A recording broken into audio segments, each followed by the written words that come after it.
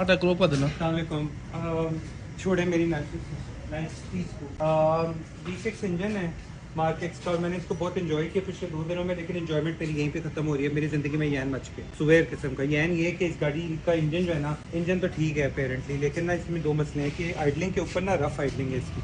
अच्छा, बहुत सारे लोग रफ आइडलिंग को कंसिडर कर रहे होते हैं कि इंजन का फेलियर है, इंजन का फेलियर नहीं है इसका। ये पुली जनरेटर की जो है ना आइडलिंग, ये पुली वेल्ड हुई है, तो अपेरेंटली ये इसका प्रॉब्लम है। इसकी वजह से लाइटें इसकी फ्लिकर कर रही होती है और गाड़ी ना मिस फायर कर रही होती है इलेक्ट्रिकल ग्लिच की वजह से। ये इंजन सही है। दूसरा मसला क्या है? दूसरा मसला ये कि ये गाड़ी आई थी बगैर एसी के। बगैर एसी से मुराद है इसका एसी नहीं चल रहा था। जब एसी नहीं चल रहा था वो फिगर्ड कि इसमें गैस नहीं है।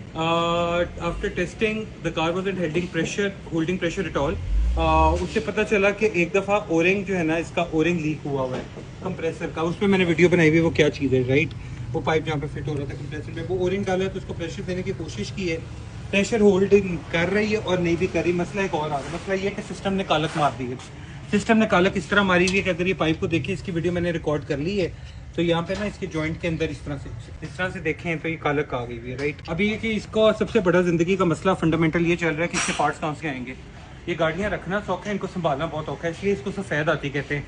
मोर ऑन दैट लेटर, हो सकता है गाड़ी हो जाए, हो सकता है गाड़ी ना हो। नंदलेस इसने एक पूरा जो है ना 10 कनाल का मुरब्बा बुक कर लिया है। इसकी जगह पे 2 छोटी गाड़ियाँ हो सकती थी या 2 सिविक आ सकती थी।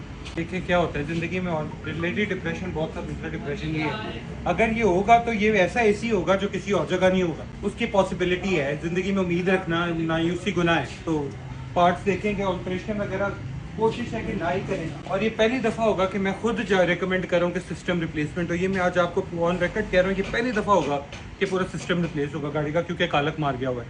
अगर इसका एक ऑप्शन ये भी है कि CTC लगा दिया जाए, लेकिन होता क्या है कि ये ना जो इनकी बारीक मतलब रेंज जारी होती है, इम्पॉसिबल है कि वो क्लियर करे हर स्लच को या हर कार्बन के बिल्ट को। तो मतलब अगर 90% या 80% या 50% रिकवरी होगी तो कभी भी ये ठंडा काम नहीं डालेगा।